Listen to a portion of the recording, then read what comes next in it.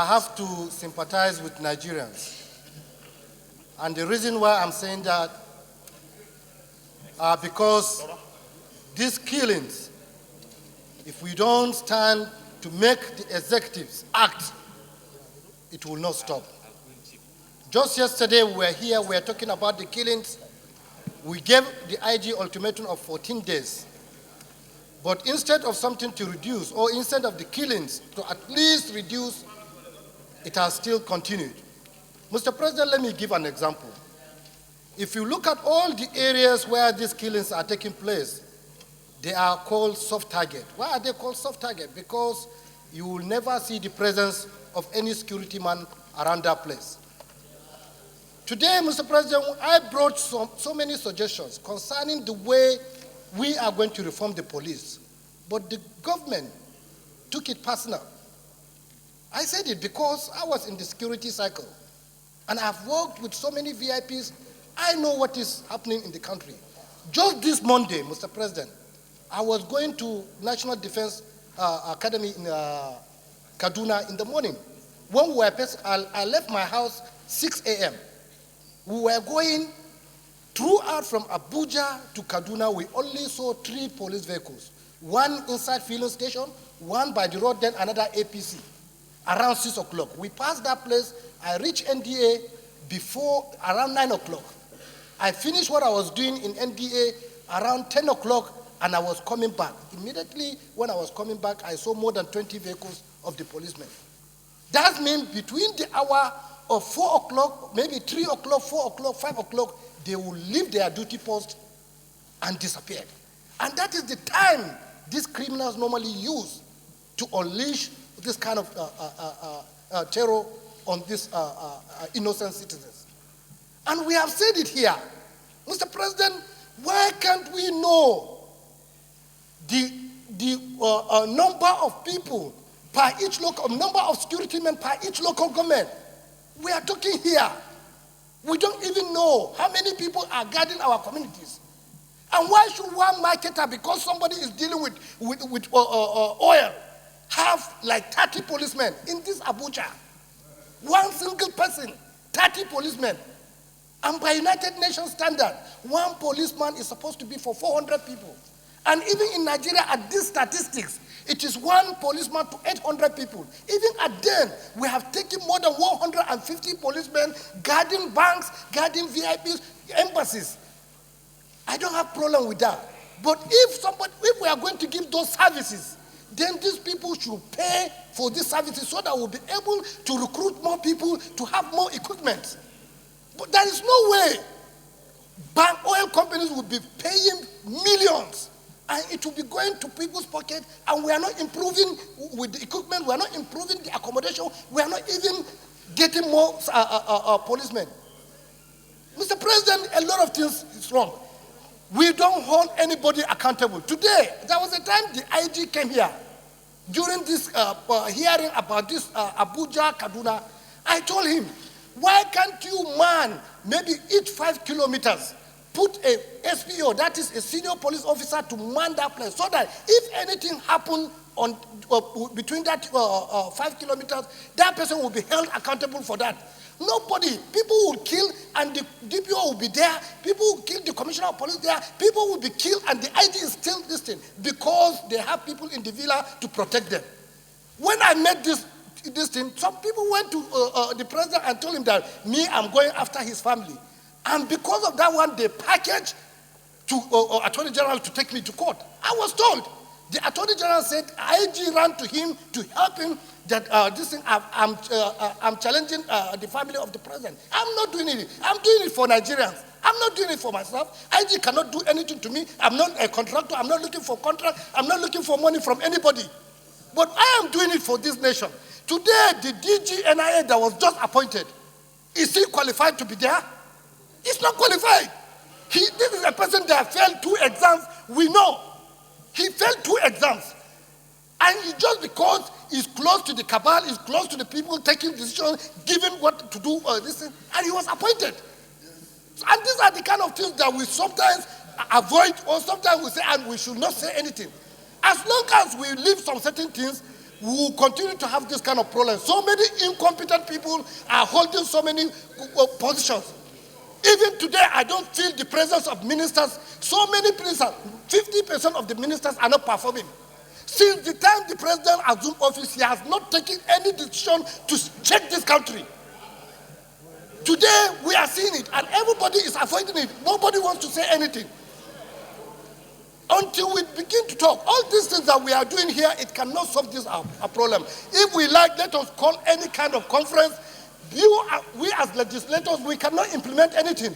The executives, they have the power to implement all these decisions, and if they don't want to implement it, or if they don't care with what we are saying, right from the beginning of this, they term the National Assembly as their enemies. What are we doing? It's because we are trying to put direction to the government for them to succeed.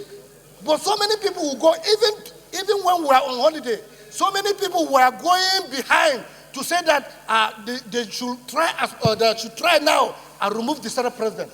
I know during this holiday, they were saying that and it was a minister that was spearheading that thing. What is the reason? They said they are suspecting that Senate president will leave APC. That they should create more problem for him so that they will remove him. So what kind of a system are we? Why are we so this thing? Everything about religion, everything about tribe, everything about this thing, sensitive positions. We cannot even get competent people to handle it. So what do you want us to do? Mr. President, I think it is right time. It is right time for us. Let us know what to do. If it is about talking here, if it is about conference, it will not solve this problem until we look at how the security system is. Who are holding certain positions? Are they competent? Were they appointed on merit? Because so many people are not appointed on merit. It's just because this man is my brother, this man is my relative, this one comes from my village. So many appointments in this government. It's not on merit. And there are some people now that they have taken over the government as if they are even above the president. They take decisions anyhow. Look at now, now we are saying we are fighting corruption. Simple thing, Baba Chir, Senate indicted him. Vice President Committee indicted him. Today they are pursuing other people. Why can't they take Baba Chir to court? And all of us are here keeping quiet. And people that have not done anything are always in court. And this is the man that's squandered money meant for Northeast for IDPs. And he's still visiting the villa every day. Look at this minor issue.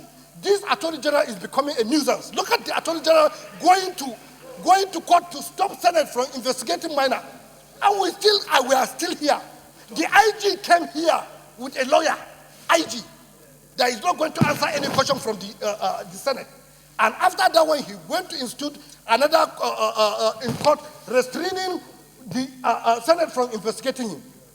And today we are here, and we are talking about security. If the IG cannot come and face the Senate and tell them what he's doing, he's going about with lawyers, then what are we saying? Is the chief, is the main person that is supposed to protect internally, supposed to protect lives and property. All these ones that we are doing, army, they are just supporting the police.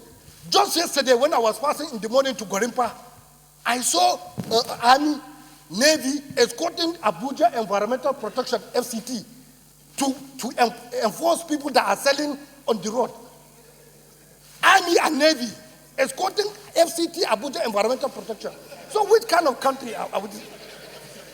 So Mr. President, these are small issues. If we are just to give medicine, so many things there is failure of leadership. Whether we like it or not, there is a fundamental, so many things are wrong. Until we sit down, let us forget about religion, let us forget about tribe, let us forget about where we come from.